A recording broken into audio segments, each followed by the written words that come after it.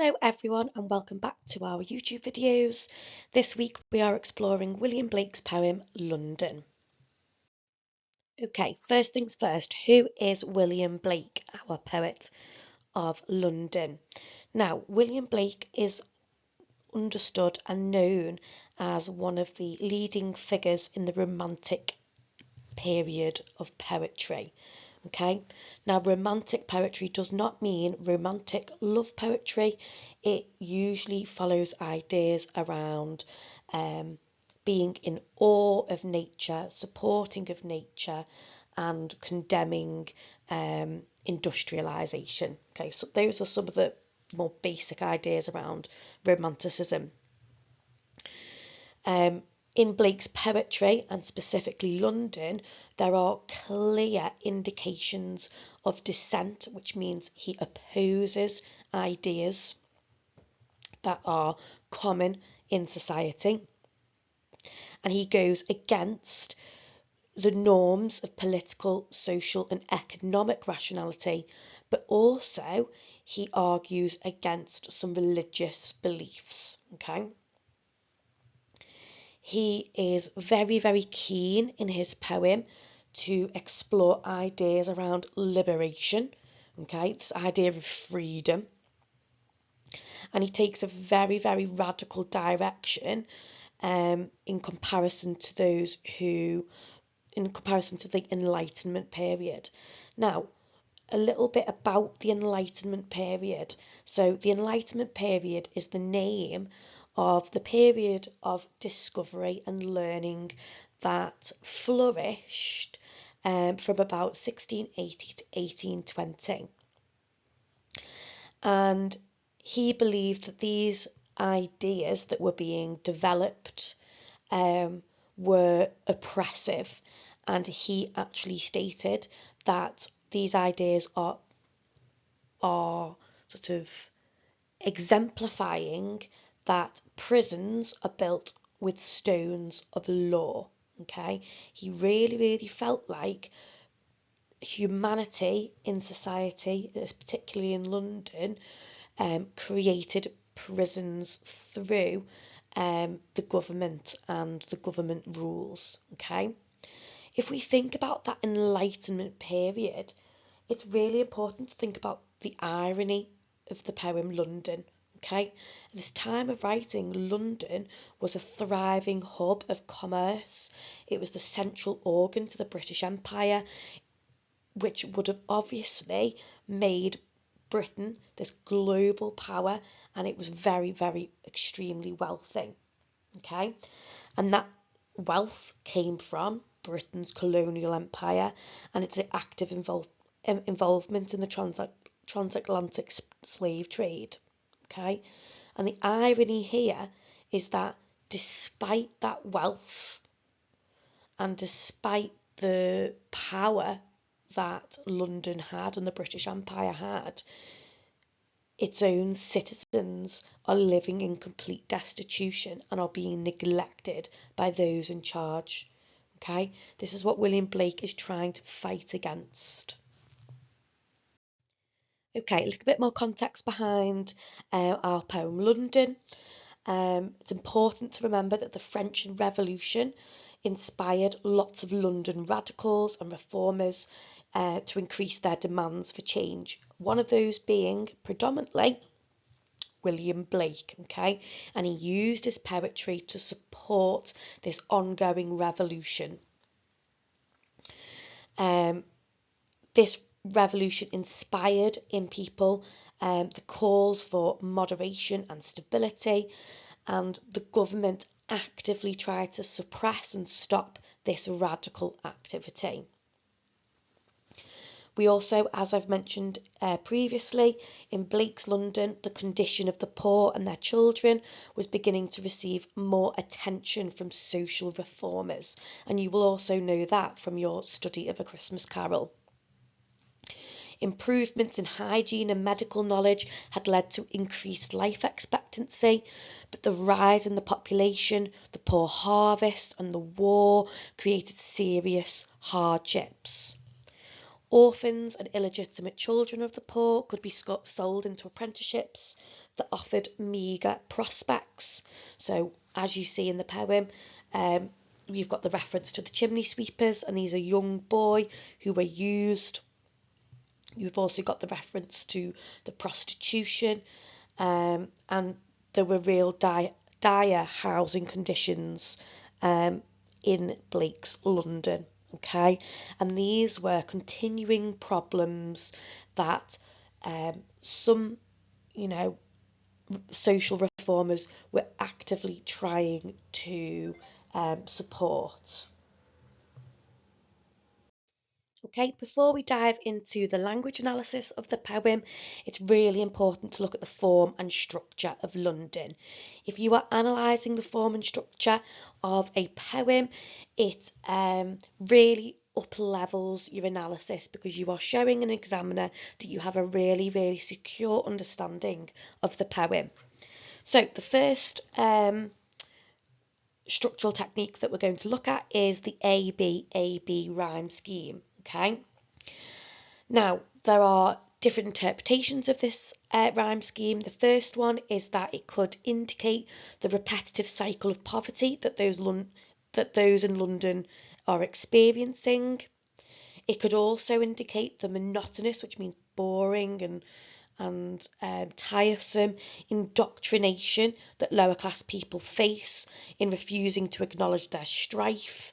Okay, so this idea that they are just plodding along with life and ignoring the fact that they should be standing up and fighting against their oppressors. Blake encourages society to break free from these mind-forged manacles, which I will cover later on. And the rhyme scheme also adds this cacophony, okay, so these layers of sounds of the anguish cries of the people in London who are suffering. The next thing you could analyse if you are looking at the structural techniques employed by Blake, and the first thing is the use of the acrostic style stanza. So if you look at the third stanza, you will notice that the first letter of each line spells out the word here. Okay. Now, this reinforces Blake's desire to encourage society to listen to both the plight of the poor and to take notice of the corruption of the powerful institutions that he condemns. You could also interpret this idea that he wants people to listen to the sounds of the city that are reverberating throughout this poem, ranging from the chimney sweeper's cry to the harlot's curse and the soldier's sigh. So there's lots of reference to the noises, the active noises that the people who are oppressed are making. Okay, and what this demonstrates is the corrupt nature, okay, in which humanity has fallen. And it's not to promote despair, but Blake really, really wants to use this poem to incite and provoke change in society. The last thing you could analyse looking at the structural features of the poem is the use of anaphora in every, so that repeated phrase, in every cry of every man. The use of this anaphora highlights the sounds of the city, again, that we can hear throughout the poem.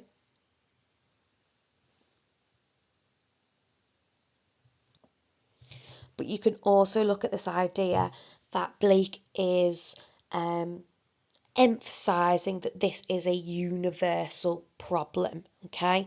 It is affecting the cross-section of society, it impacts everybody, okay? Which therefore adds to the really, really desperate nature that these people are in, okay? Now we're going to look at the language analysis of just a few quotations from this poem. I'm going to start with mind forged manacles. The first thing I'm going to look at is the word forged. And this is very, very similar to the analysis that you could produce for the Christmas Carol quotation where Jacob Marley says, "I wear the chains I forged in life." Now, the word forged is a verb and it means to make or shape by heating in a fire or furnace and hammering it. So what we can see here is that Blake explores the true extent of the duress, okay, that the desperate people of London are placed under. This is caused by multiple things. One being the oppression of powerful institutions, and the other being the self-inflicted acceptance of this oppression. He wants his society to cast off this oppression, to fight back and seize control, okay, in order to fight for their own liberty. If we look at a tiny little bit of literary theory, it's a really high level analysis, we can see that Blake really supports and agrees with a Swiss philosopher called Jean-Jacques Rousseau. Okay, Rousseau, who wrote The Social Contract, famously stated that man is born free and everywhere he is in chains. In this metaphor of the mind-forged manacles, we can see that Blake is forcing or attempting to force his readers to realise that our manacles are made by how we think, and by those that force those ideas on us. And if we think about the metaphorical meaning of this mind-forged manacles, is Blake is trying to show us, the readers, that we can cast off these manacles if we wish to. They don't have material reality. They don't exist, in concrete terms, but they definitely have this material consequence. They've got the consequence of people continuing in that poverty cycle because of the way the government are oppressing the citizens. He is criticising humanity for their own limited perspective on life and on society and on how they are being controlled and manipulated. And he's calling for those who are being weakened and oppressed to stand up and defend their liberation. Okay? He wants people to be freer in both person and freer thinkers, and he wants people to question, okay, the motives of the powerful institutions. This is something I keep referring to, is the powerful institutions, and the next few bits of analysis I'm going to look at is the criticism. So there's 3 powerful institutions that William Blake criticises in his poem. Okay, the first is the government. Then we've got the monarchy, and we've got the criticism of the church. They are the 3 powerful institutions that all play a role in how members of society are treated and how they lead their lives.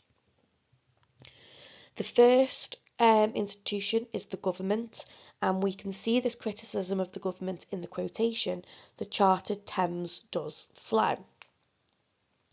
And what Blake is criticising here is the privatisation and the increasing privatisation of London, okay? And it creates this really bleak sense of how completely the city, including nature itself, has been sold off and commodified by the rich and powerful, okay? If we think about what rivers represent in literature, they are either seen to stand as a barrier to overcome, or they are an escape route to freedom. And what we could be looking at is Blake exploring both of these avenues. The River Thames acts as a further barrier in society, and it's a symbol of greed and the neglect of the rich, because of the rich's desire to increase their own wealth by taking from those who are more vulnerable. Taking something that is supposed to represent freedom that is now owned and privatised shows that how much the government are oppressing its citizens. The next institution we're going to look at is the church. Okay, now Blake was considered a Christian. However, Blake was very, very much opposed to the usage of religion that therefore controlled and oppressed its believers. Okay, he was strongly opposed to slavery and the mental tyranny, and he included organised religion into that. With the reference to the blackening church appalls, we could look at this idea that the blackening, that imagery of darkness, emphasises the corruption of the church. The church is supposed to be synonymous, okay? It's supposed to be linked with purity, charity. And this further echoes Blake's belief that organised religion was open to abusing its power. He criticises the willful ignorance and the indifference of the church, which therefore juxtaposes the beliefs in which they profess on their people. We also think about the contextual link. If we think contextually about the changes that occurred with the church. Now, although the Poor Law Amendment that took place in 1834 takes place after this poem was written and after Blake's lifetime, there will have been sort of government rumblings or elite rumblings of their dissatisfaction with the original Poor Law. The original Poor Law was established in 1601, and when it was established, it was dictated that local parishes, so local churches, would dispense charity to those who were in need. Okay, so those people who did not have enough money, they would receive some relief from their local church. Now, in 1834, this changed due to the fact that the wealthy members of society and the government lobbied against this assistance because they felt like we were rewarding lazy behaviour, okay, idle behaviour. And therefore, it then meant that people were sent to workhouses, they were punished for being poor, and they were kept in that cycle of poverty. This, which Blake will have seen in his lifetime, will have been a direct hypocrisy of what the church fundamentally is based on, okay? He felt that the church were turning their backs on the needy, and he believed that the churches were therefore no longer grounded in truth and in fact kept people from perceiving the truth as he understood it. Okay, so the foundations of a church are purity, charity, Christianity, and through this neglect of the most needy, most vulnerable members of society, he felt showed that the church was therefore corrupt. And finally, the last powerful institution that Blake criticises in his poem London is the monarchy. Okay, in this quotation you've got runs in blood down palace walls. We know that Blake was inspired by the French Revolution, as were many London radicals and reformers, because they were attempting to increase demands for change in society. You've got that reference to blood, which is an accusation of the monarchy in its willingness to shed the blood of its subjects, in its hunger for power. You think about the British Empire and the expansion of the British Empire. this would have been at the absolute detriment to soldiers. We've got this idea that he challenges the political tyranny. It's another repressive force that affects the lives of these Londoners. It weakens the Londoners and makes them more vulnerable. The blood running down the palace walls announces the eventual destruction of repressive monarchies. So you could link it to the French Revolution and how maybe Blake was obviously inspired by the French Revolution, but was also calling to arms the Londoners in order to enact their own revolution against the monarchy. He highlights the wasteful death of soldiers, and he believes that this is a crime for which the monarchy are to blame. I also think it's interesting to analyse the juxtaposition between the reference to the palace walls, again, that barrier, the blocking out of the vulnerable members of society and the ignorance towards their plight, but also the juxtaposition between the wealth and the power that the monarchy represent in London versus the destitute members of society, so the chimney sweepers, the soldiers, plus the harlots. Okay, so you can definitely see that distinction between the power and the corrupt power versus those who are vulnerable, but Blake is certainly calling upon them to shed their mind-forged manacles and use their power against these corrupt, powerful institutions and take control of their own liberty. Okay, that's us done for today. There are so many more quotations in that poem that you could analyse, but I really wanted to focus on the criticism of Blake's poem against these powerful oppressive forces. And I will be back again next week.